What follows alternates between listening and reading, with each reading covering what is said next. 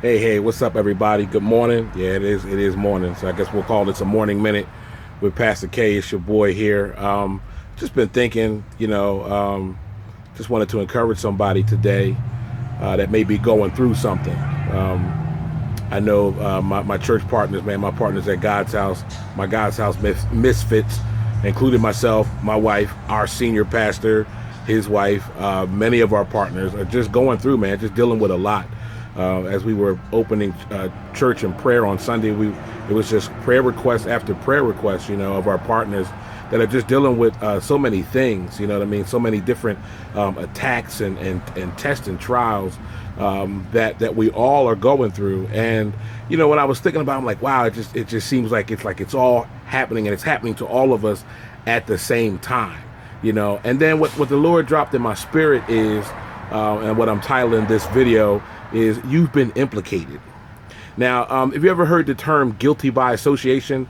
I know our parents have said that, you got to watch the crew that you hang out with, because you can be guilty by association. And the term implicated is often used when it comes to like the committal of a crime. So when somebody commits the crime and then there's somebody else that's assumed to be involved, and they say, well, that person has been implicated in that crime as well. And that's the very definition of the word implicated. It means that you are suspicious. It means that you have been connected to something. Most of the time it means a criminal activity, but you've been implicated by the enemy, and it's because of the connections that you have made. First of all, you're connected to God. You're connected to Jesus Christ. And we know, as we read the word of God, we know that as Jesus was heading to be crucified, we know that Peter, one of his disciples, was implicated. The scripture makes that very clear. It says that Peter was following Jesus from afar, watching to see what was going to happen to him. And it says that people were coming to him saying, hey, you're one of them. You're one of his followers. He was implicated. And here's the thing. Peter, although he tried to deny it, we know that Peter denied it. Jesus told him that he was going to deny him 3 times. Although he tried to deny it, he couldn't get away from it, because he was implicated. Even one person even said to him, no, you sound like him, you talk like him, you act like him, because Peter had been around Jesus so long that Jesus had started to rub off on him. So Peter was implicated. And another definition that I found of implication is to be folded, wrapped, or intertwined together. That's deep right there. To be intertwined together. Are you intertwined with Jesus? Like is Jesus so much a part of your life that when you talk, you sound like him?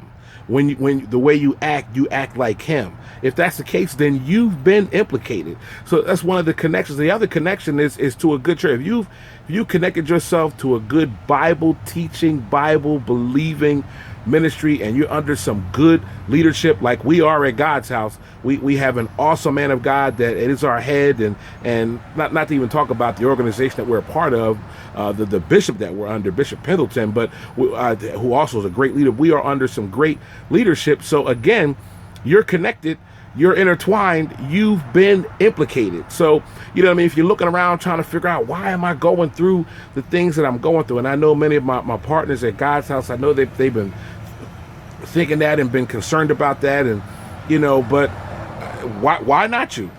The question might be, why me? But why not you? You've been implicated. You're guilty. You're guilty by association. You're connected to Christ, and then if you're connected to an awesome ministry, then you're connected to them as well. So you've been implicated. You're intertwined. You're connected with these people, and so therefore, here's the part I want to get to. You are a threat to the enemy. You see, when someone's implicated in a crime, they have to be picked up. They have to be apprehended, if you will, because they're just as dangerous as the person that committed the crime or who was also connected with the crime. So, action must be taken when you're implicated. Get that. Action must be taken when you're implicated, because we got to get you off the street. We got to shut you down. We got to stop you from continuing to operate in this crime or operate in this state that you're operating in. And it's the same thing the enemy is trying to do. But I need you to understand that implication is evidence.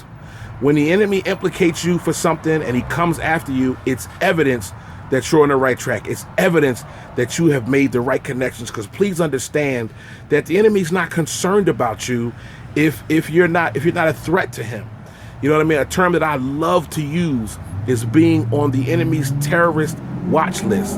Yes, I am on the enemy's terrorist watch list. Y'all know what that is. Y'all know the United States has a terrorist watch list. They have certain people that have been implicated in certain terrorist crimes or terrorist activity, and so they keep a close watch on them. You know what I mean? They may be on a no-fly list. They can't fly into this country, or if they do, if they can get in, then they're being watched very closely because they've been implicated in certain terrorist activity, so that the country keeps a close watch on them. Understand the enemy is doing the same thing. You are on his terrorist watch list, so therefore he is keeping a close eye on you, and he's doing the things that he's doing to try to throw you off. Your square, to try to disconnect you. The enemy tried to disconnect Peter from Jesus, even in his denial. But the awesome part about that was Jesus foresaw it. And he told Peter, he said, the enemy has requested to sift you as wheat. You're going to go through some things. You're going to deny me. He said, oh, but when you have been restored, your assignment is to strengthen your brothers. And it's the same thing for you. When you have come through, you need to understand that what you're going through isn't even for you, that it's for somebody else. Yes, it's going to strengthen you. It's going to better you. But then your assignment, once you have been restored, once you have come through, once you have been delivered, once you receive your breakthrough, your assignment then is to strengthen the family, is to strengthen the body, because somebody is watching you. Even as you go through, somebody's watching you to see how you go through. And they may not even be a believer. They may not even be a Christian, but they are watching you because they want to see how you go through, especially if you profess Christ. If you've talked about him in any kind of way, or for some of us, you ain't even got to talk about him. Folk just, oh, you one of them. They just see it on you somehow or something. So they're watching you. They're watching to see how you go through a particular situation. And when you come out of it as pure gold, then they're like, man, how did you get through that? Or even they want to know, even in the midst of it, how are you going through this with a smile on your face? How are you going through this and you're still going to church and you're still praising God? And all? How are you going through? So God is using this situation that you're going through to shine his light through you so that people will be drawn to him. But I'm here to tell you that you're going through because you've been implicated. You have been attached to something. You are intertwined with something so much greater than you, and the enemy knows it. So he's launched an all-out attack, trying to knock you off of your square, trying to separate you from that which you are intertwined with. Okay, but don't be discouraged. I need you to stay in it, stay in the race, stay on the block. You know what I mean? Stay, whatever you want to use as the saying goes, but stay in it. You know what I mean? Keep at it and understand, as the Bible tells us, that this light and momentary affliction, and it's crazy because affliction never seems light or momentary when we're going through, but the Bible calls it light and momentary affliction. It says it's not to be compared to the glory that is to be revealed. And just keep reading the scriptures and you'll see that Peter, the very man who tried to deny Jesus, tried to separate himself from that which he was intertwined with.